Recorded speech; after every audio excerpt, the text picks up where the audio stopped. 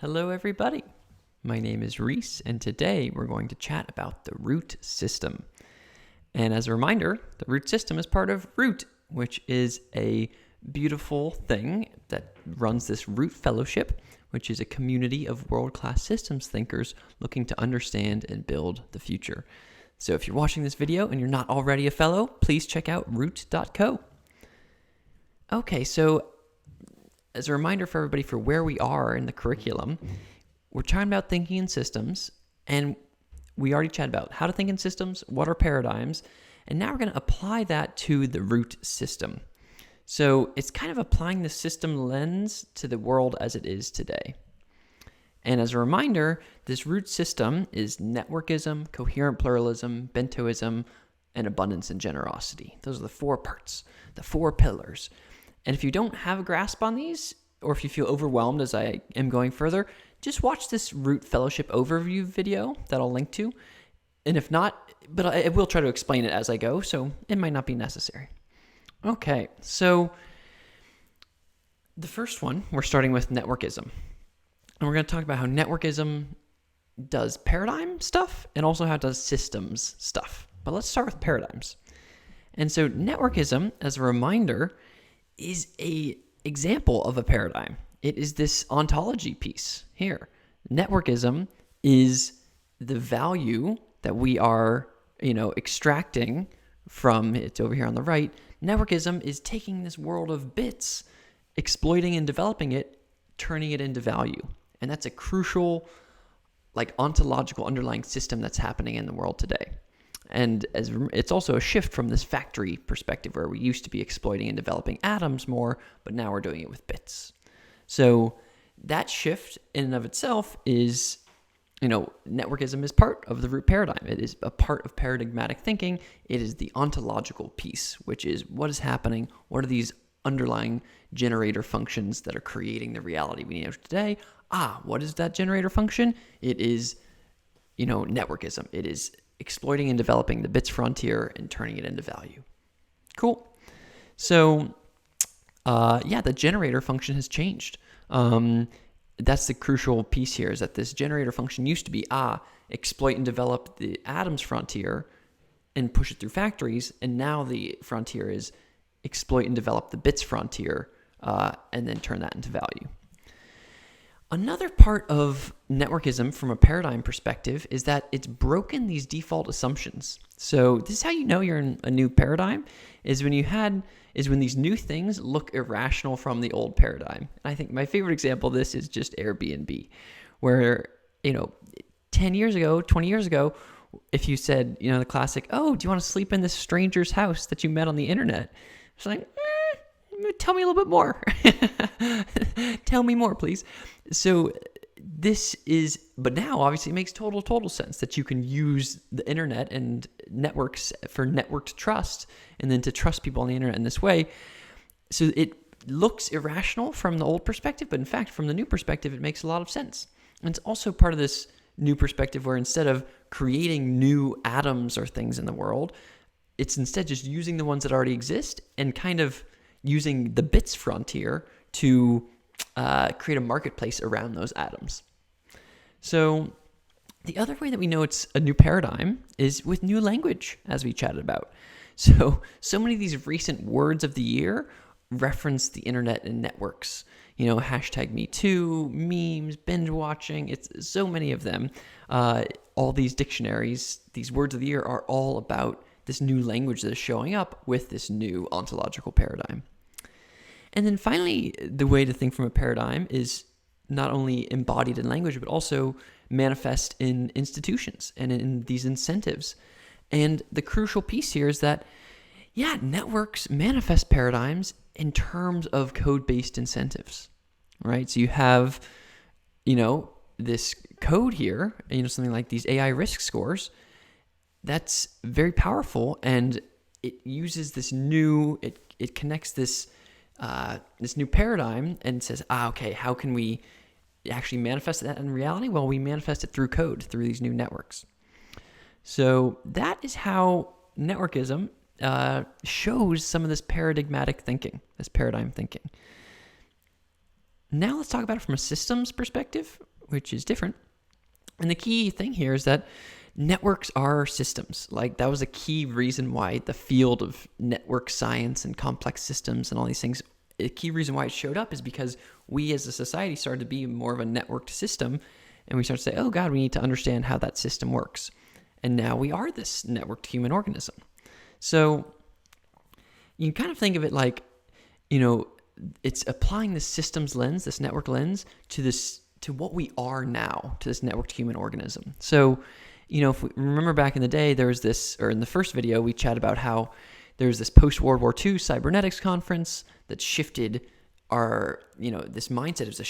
It shifted reductionism. It said, hey, we're not going to do as much reductionism as before. We're going to shift to this systems, this organic perspective. And it did that, though, for science primarily. It was like, okay, let's use a systems mindset, but for science. Now we're shifting away from reductionism for society as a whole and not just for science. So what I mean by that is, we're shifting from these top-down centralized institutions like nation states and banks and academic institutions, and we're shifting to these bottom-up decentralized ones. Things like Khan Academy or Bitcoin or things like that. And so this is a shift because we're saying, okay, we can't just do, it was easy before to do this reductionist lens and to say, hey, let's just push everything through the government and then the government will make big choices. Like, we'll choose the government and then the government will do its thing in a top-down way. Now, though, everything's going to come in this bottom-up way, and we're going to apply this non-reductionist thinking, this systems thinking, to our whole society. And as an interesting example of this, you can see it through like the competition of hashtags. So something like Black Lives Matter versus Blue Lives Matter versus All Lives Matter. These are all examples of, it's not like some top-down centralized institution is saying, yes, we're into or not into these things. What's more happening is that you have this bottom-up system that's, exploring all these different kinds of hashtags they want to create. And, Black Lives Matter became a very powerful one. And, now it's being remixed into Blue Lives Matter and All Lives Matter. That's all happening in this kind of systems bottom-up multi-scale emergence way. Another way to think about this is to put on the cap to say, well, how was this networked human organism evolve? How will this thing evolve? And, you can ask the questions like, how does it do sense making? If you think about this, almost 8 billion person thing, how does, not just as individuals, how do we do sense making, but how does the organism do sense making? How does the information flow in the networked human organism? And also, what are its goals? What are its ethics? How does it make decisions? How does it prioritize things? What does it value? And then finally, how does it survive, right? The thing needs to keep going. And so how does energy flow in the system? And then how does money as well flow in the system? So that's kind of a systems mindset that you can put on top of this thing that's emerging. And another part of systems that we chatted about was this feedback loop piece. And we can see now on the internet that we just will have faster feedback loops given the low friction of the internet. And so outrage, if I'm outraged, I will be outraged at you, and then you'll be outraged at me, and we'll go back and forth. And that, if we were writing letters to each other, well, that outrage loop would have happened over the course of months. But now that outrage loop happens over the course of seconds or minutes or hours. And so you can imagine as these loops, these feedback loops, are getting faster and faster. The other part of this, which is very connected to the networked human organism piece, is you can start to see this multi-scale emergence, this self-organizing system here, where, remember we chatted about how ants, if you take these ants and you give them this set of pretty simple rules, they'll do this emergent behavior, aka become an ant colony that does all this amazing stuff. And that's this multi-scale emergence thing on the right here. And so the question for us is, what are some of how can we self-organize ourselves, and how can we create a self-organizing system for this networked human organism? And what should those underlying rules be? So to understand that, I just want to reference again this beautiful piece, and smart person, Donella Meadows, writes this piece on 12 leverage points to intervene in a system. And point number 4, she says, is the power to self-organize system structure. And what that means is, what she says is, you need to write marvelously clever rules for self-organization. So to add some specifics there, what she means is, okay, self-organization is basically a matter of an evolutionary raw material, a highly variable stock of information from which to select possible patterns, and a means for experimentation for selecting and testing new patterns. So it's information and then testing those new patterns. Specifically for biological evolution, the raw material is DNA, one source of variety is spontaneous mutation, and the testing mechanism is something like punctuated Darwinian selection. So you have all this new information, all DNA, it's kind of being random, blah, blah, blah, and from that, you get this testing mechanism. What goes to the top are things that survive in a Darwinian sense. For technology, as another example, the raw material is accumulated science. The source of variety is human creativity, and the selection mechanism is whatever the market, governments, or foundations will fund, whatever meets human needs. So this is a different example, not in the biological nature realm, but in the human realm. We have this accumulated science and knowledge and all this information, and we're adding variety in terms of creativity and innovation. And then the mechanism to determine what gets pulled to the top is whatever meets human needs and whatever people will put money at. So that's what we mean by a self-organizing system. And yeah, so the self-organizing system, we can think of it in this new networked human organism as a kind of self-organizing system. And we have this big opportunity to write these marvelously clever rules for self-organization for the networked human organism. Okay, so we know that this is something from the first video where we talked about how the rules of the internet then create this multi-scale emergence thing where we now feel like the human colossus. We feel like, these Twitter networks all around the world. And the question is, what kind of rules should we put on the left side here? What are these marvelously clever rules for self-organization that will then result in a beautiful networked human organism? As an example of this with self-organizing systems on the internet, they're almost always code-based, or they are, if you're trying to create a new self-organizing system, you have to develop the new rules, and those new rules will often be a protocol or a platform. And what I mean by that is there's this image here this is from Union Square Ventures. On the bottom is infrastructure that has been built over time, and on the top is the apps that were built on top of that infrastructure. So on the bottom is kind of like protocols, and on the top is like platforms, kind of. At the beginning, we had some infrastructure, internet infrastructure of TCP/IP, 1974. What that meant is it said, hey, we have all these different networks here. This is kind of annoying. Let's make this one protocol for all the networks that all the networks can talk to each other. And the way it'll work is you just give me your little IP address, and then I'll be able to find you in the system and send you stuff. And so that rule of, you can, send bits in these packets anywhere to any address, that then created all of this emergent behavior of the rest of the internet, right? As another example here, I think it's helpful to think about Google search. So Google search was something that there was so much information from TCP/IP saying, you can send it around for free, and then bits were everywhere. And so how should we control that the fire hose of information? At the beginning, someone like Yahoo was doing a search, like a landing page where they would just kind of human curate it, but that was not possible given the fire hose. And so Google search, what they did is they said, okay, we're going to use PageRank to say that any piece of information on the internet the importance of it is how many other things link to it. And so great, now we have things that are linked to by a lot of things, those are important, and things that aren't linked to by much, those aren't very important. And so that was a novel rule for a self-organizing system where you said, here's this new rule, the information is all these links, and then the mechanism, the sorting mechanism, is which ones have the most links pointing at them, and those will be higher up in the search results. And as a result of that, we've seen Google become a massive company, and us as humans be able to actually, go through and search all this stuff on the internet.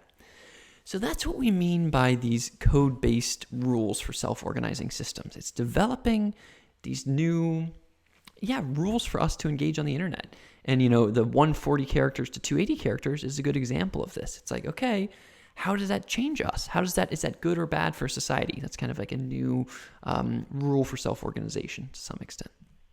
So that's the opportunity that we have, is to develop some new rules for self-organization that will be beneficial for the networked human organism. And that will lead to this multi-scale emergence. Okay, so that's how you can apply systems thinking to networkism and to our new internet age. Now let's chat about coherent pluralism.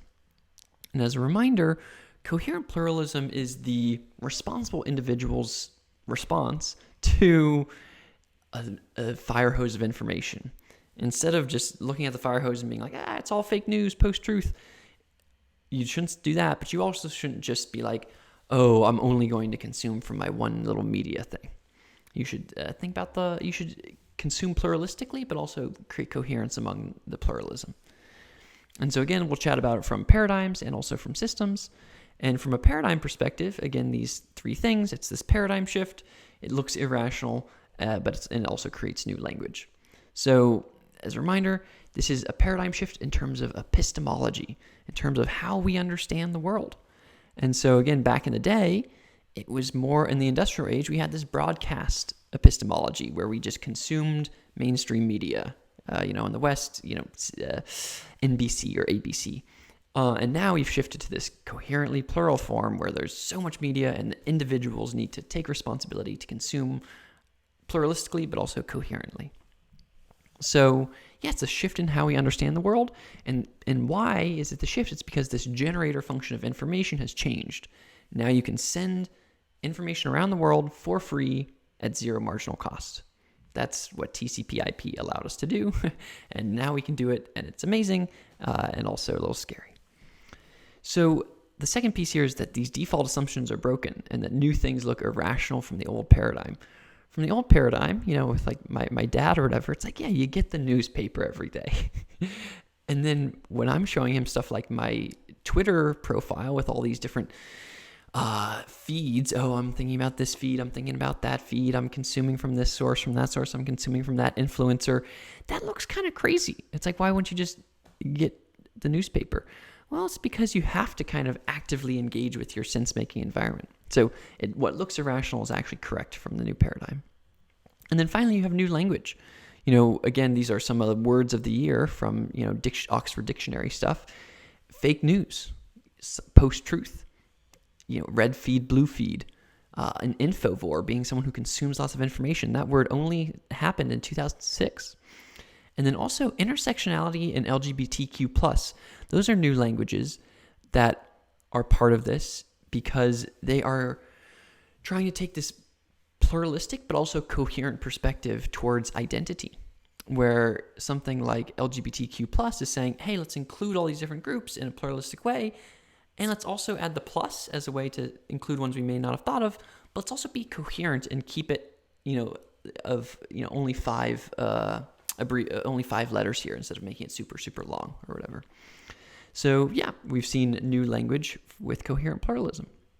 Okay, now let's chat about systems and applying a systems lens to coherent pluralism. Well, the first crucial alignment here is that systems thinking is all about perspective taking. It's looking from your perspective and their perspective and the other perspective and understanding how they interact with each other. And so too is coherent pluralism. It's striving to understand, and not always just red and blue, but all these different good perspectives that exist out there in the world. And so perspective taking exists with both. It's also, as we know, there's this opportunity to, define the rules for a self-organizing system. You can think of it like, okay, not only how do individuals do sense making, but also how does this networked human organism do sense making? How should the Borg, how should this greater humanity, how should it consume information and create information? So, For example, here, we can define these rules for self-organization. And some of them can be code-based, where it's like, 140 characters versus 280 characters on Twitter, or, how much red feed, blue feed pluralism should we have, in our code and in our user experience.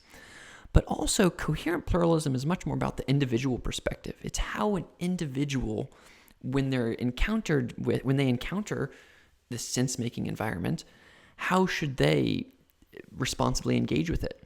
And the claim is that they should be coherent and plural. And that if you have both some new beautiful rules on the code level and the individuals responding to that information in this coherently plural way, well, then maybe you'll get this good emergent behavior at the multi-scale emergent level, at the networked human organism level. Okay, so now let's chat about Bentoism. And Bentoism, remember, we're going to chat about it from a paradigm perspective and from a systems perspective. And a reminder for everybody, Bentoism is the shift from a now me focus to a greater focus where you think about future me and also future us, future generations, and also now us in like your community. And it was created by Yancey Strickler in his book, This Could Be Our Future. And so paradigms and systems. Let's chat about the paradigm side. So again, we'll just do these same three things. It's a paradigm shift, it looks irrational, and it's new language. So the paradigm shift piece is, now we're chatting about ethics. We're saying, okay, the third piece of paradigms is this ethical lens, and Bentoism is that ethical lens. It's saying, okay, let's shift from a liberalism take, which was in the industrial age. If it's good for self and if you work hard, then that's good for everybody. And Bentoism says, well, let's actually think about all those boxes, not just now me. And so, this is because, and I think this is actually an interesting point here, is it's not like the generator function of ethics has changed, or rather, the generator function of ethics is our current information and value environment. So coherent pluralism and networkism and the internet and all these things and climate change, they've kind of forced us into Bentoism, right? Bentoism is the response to a world where we need to care about future us, where we can actually connect with anybody else from the world and we can care about now us. So Bentoism is a response to these other things. And the generator function for Bentoism is kind of these other pieces. You can think of this also from a default assumptions being broken perspective, where these new things look irrational from the old paradigm. As an example here, I do this thing Give Directly, where I send money from my phone or my computer to folks in rural Kenya and rural Uganda, and they just receive it on their phone, and they just get the money and can do whatever they want with it. And this looks kind of irrational from an old, now me focused paradigm where it's like, well, Reese, didn't you need that money? Also, do you even know that person? And so, it looks a little bit irrational, but it actually makes a lot of sense because we need to start to think from this, more macro collective perspective, and we need to recognize our own abundance. And then finally, we have a bunch of new language that's connected here. So, of course, global warming and climate change from a future us perspective. We see this rise of stakeholder capitalism and these B corporations, where it's like, instead of just shareholder capitalism being focused on shareholder returns, you should think of all your stakeholders and like maybe care about your employees as well, or the environment. And then we also see new movements like effective altruism that care about stuff like long-termism, not just humanity as it is now and current people, but also all the future people that might exist. And we also see it with stuff like, purpose, people thinking more about their purpose, their future me self, and also with stuff like systems of oppression, where we in society are more aware of anti-racism and things like that because we're starting to, just zoom out from ourselves a little bit more. And a powerful piece of Bentoism specifically is that you can use Bento language to describe all of the ethical shifts. So I'm not sure if you recognize this when I was doing it back here, but I was using now me, future us, future me, and now us as I was describing each of these things. That climate change is an example of us caring about future us. So you can that's a powerful piece of the Bento language specifically, is that you can use that new language to describe all forms of new ethics, essentially. Okay, cool. So now let's chat about it from a systems perspective. Again, how does this networked human organism evolve? We have this opportunity to define rules for our self-organizing system.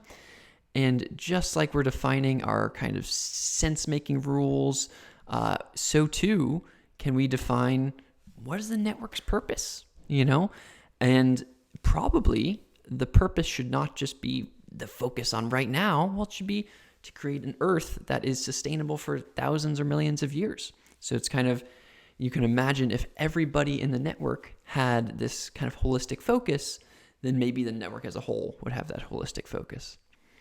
So I like to think of this from a multi-scale emergence perspective, where Bentoism can be used at both the individual level, but also at the network level or at the company level. So at the individual level, Bentoism is more about your own personal needs. So your now me needs of, psychological safety, having a roof over your head and food, or physiological, sorry. And then as you zoom out, you can kind of say, oh, well, what about future me? What about my, my own self-actualization? What about my now us, my needs for connection? What about future us, the needs for sustainability? So at the individual level, it kind of looks a lot more, Bentoism looks like Maslow's hierarchy.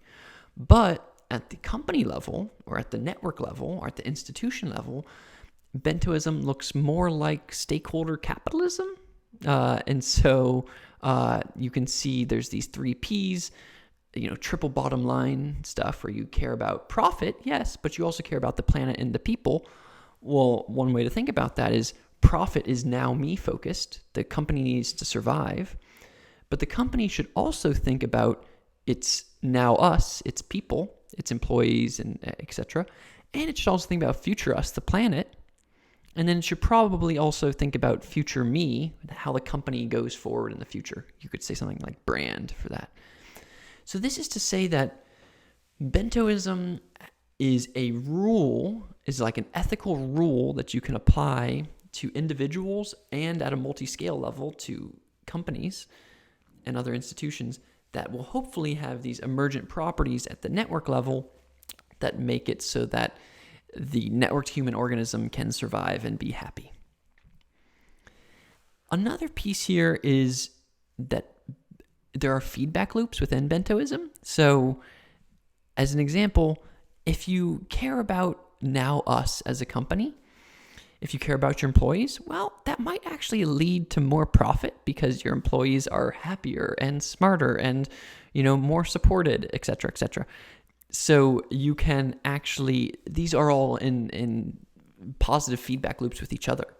And so that is, so that's a feedback loop perspective. The other feedback loop is that there are, within companies, you can start to see them collaborate with each other more if they think more from a Bentoist lens.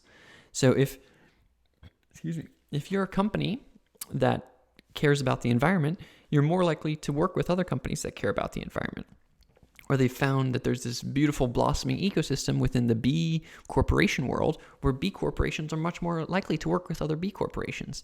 And if you're like some big oil company or whatever, you might be less likely to work with you. So yeah, you can start to see this new thing being birthed, which is this bento-aligned organization. And those organizations have a reinforcing loop with each other because they want to collaborate and create this new world. Okay, so now let's chat about the final thing here, abundance and generosity. And we're chatting from paradigms and systems. So abundance is, so from a paradigm perspective, it's kind of confusing because this is both an ontological and an ethical paradigm shift. And what I mean by that is there's a, so there's the abundance is both ontology and then generosity is kind of ethics. This is an awkward part about the Roote model, is, to be honest, is that the 3 other things map super well. That networkism is ontology, coherent pluralism is epistemology, and Bentoism is ethics. That's clear. Well, but then you have this 4th one, abundance and generosity. It's like, is that actually important, etc. So it's kind of weird, but the way to think about it is that abundance is very connected to ontology, and generosity is very connected to ethics. And here's why. So abundance is all about how to use abstraction to create abundance. We were just chatting about this with the infrastructure and app loop, and how you create these new layers of abstraction. Essentially, this TCP/IP is a layer of abstraction to move any information around the world. It doesn't matter who they are, as long as they have an IP address, we can send them some bits. That then creates an abundance of information. Okay, so that's what we mean by abundance is ontology. It is this constant direction towards abstracting things. Humanity loves to abstract.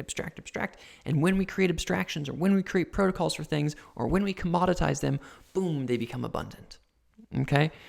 Another example with food. We used to have not enough food, and we still aren't good at distributing it in the world correctly, but we've really abstracted and commodified that process for good and for bad. But in many ways, for good, we can create so much food with so much less effort, and that has created abundance in society. So that's the abundance side. That's why abundance is often correlated with this ontological thing. And then the generosity piece is more ethics. And that's because we're really, taking, the way I think about it is us all as individuals, we're starting to get enough. We're starting to actually feel like we have enough. After about $45,000 a year, you stop getting happier. So many people are in less extreme poverty than they were. And so once you start to feel like you have enough, then you can be generous back to others. Okay, you can experience now me overflow.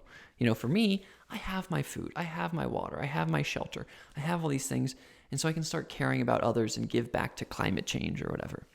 So that's why we say generosity is ethics, because it's this active Bentoist movement from now me to future us. Okay, so why does generosity and abundance break these default assumptions? Again, I'll just use this give directly example. It seems weird for me to give money to a person randomly around the world. And because the previous paradigm would have said, oh, don't you need that money for yourself? Shouldn't you be hoarding it or saving it for your kids or something? It's yeah, I am doing that. And I just simply have enough. By giving it to these other people, it's going to be a win-win. I get happier, they get happier. Eventually, they will keep moving up the poverty ladder and start producing them or their children will produce beautiful things for society and help solve Alzheimer's, which my mom died of or whatever. So it's yeah, it makes total sense for me to give it to them, but only because there's abundance. We can also see it from a new language perspective. This one is a little bit less true than all the other ones. Fake news is a big deal, or the internet is a big deal. Stakeholder capitalism is a big deal. We don't have as much generosity or abundance language in society these days. That's the honest truth. We can see it a bit with tithing and self-taxing coming up more and more. Or this Giving Tuesday thing is actually a great example, where instead of just Black Friday, Cyber Monday, which are all these just consumers, give me more things, accumulate more on self, Giving Tuesday says, wait a second, don't we have enough abundance here, people? Can't we spend one day giving to others? So that's some new language that we've seen.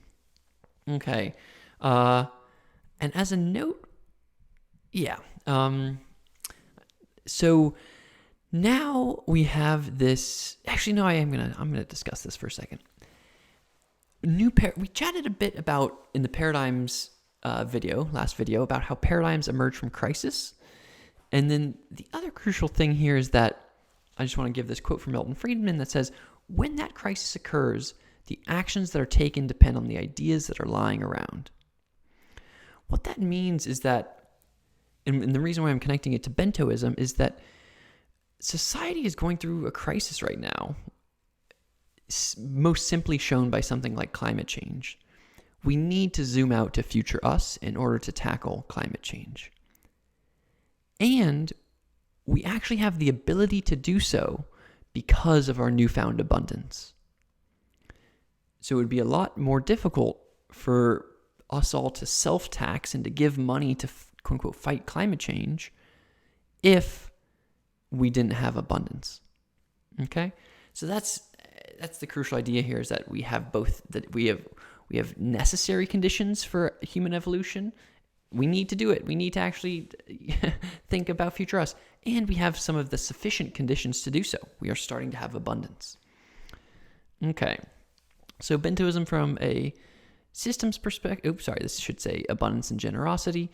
From a systems perspective, again, we have these beautiful feedback loops where, the sad feedback loop is that scarcity begets scarcity. If you're in poverty begets poverty. If you're in a poverty or scarce mindset, you're very focused on the now, and you can't focus on the future and put money towards education, et cetera, et cetera.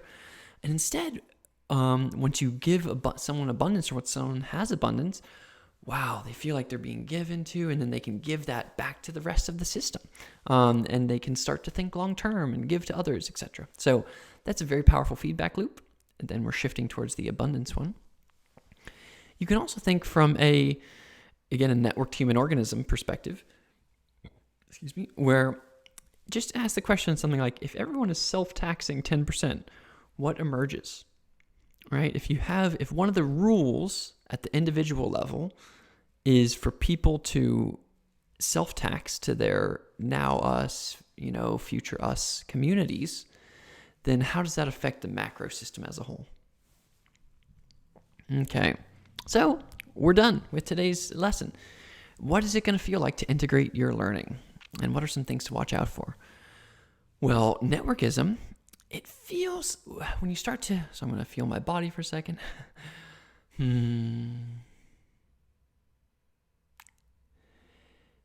So networkism, it starts to feel like, when you start to really embody networkism, you start to look for these solutions in code all over the place. Or you start to say, how can we implement this in code? How can code create trust? How can we scale something with code? And you also start to think about these bottom-up solutions. Instead of saying, we should tax rich people more, you instead say, what if there was a norm that made that richer folks already self-tax themselves to give back to the system? So that's what it feels like to kind of embody networkism. Coherent pluralism feels, mostly what it feels like is that you'll kind of be put off by friends who have this one-dimensional perspective, where any friend that comes in and says, maybe an example here, a good / bad example is ACAB.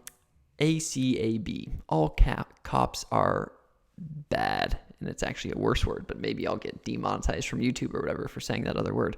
So when you say all cops are bad, well, it's like, is it really all cops?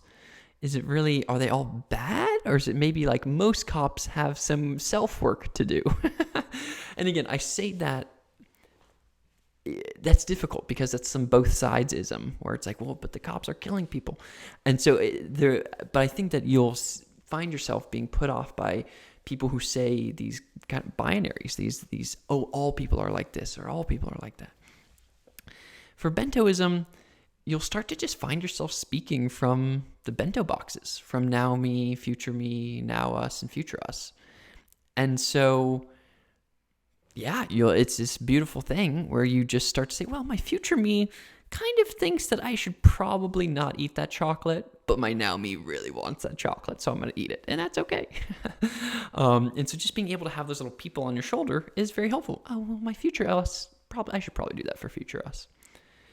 And then the abundance and generosity piece, it is, you'll start to just think from this abundant mindset.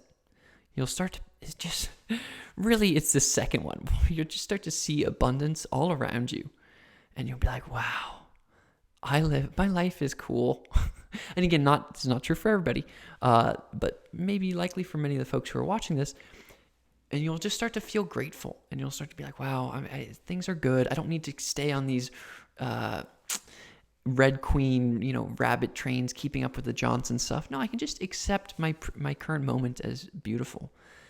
And once you're there, then you can start to feel that abundance in your body and to operate from a place of abundance and be generous with others and not worry about small, $10 here, $10 there. I'll totally help you out with this thing. So it's really this, you'll start to feel it in your body, this beautiful generosity and gratefulness and abundance. Okay. So that is today. I hope this was a helpful way to apply paradigm thinking and systems thinking to the root system itself. It's a little bit meta and annoying, but I think it's actually helpful. And then the next series, the next part of all these series will be a lot less abstract than this first one. So this is a test or something. I tried to be as specific as possible, but I was probably too abstract. I'm sorry. In any case, thank you. If you're interested in these ideas, check out Roote.co to join the Roote Fellowship, which is this community of world-class systems thinkers looking to understand and build the future. Okay, thank you and goodbye.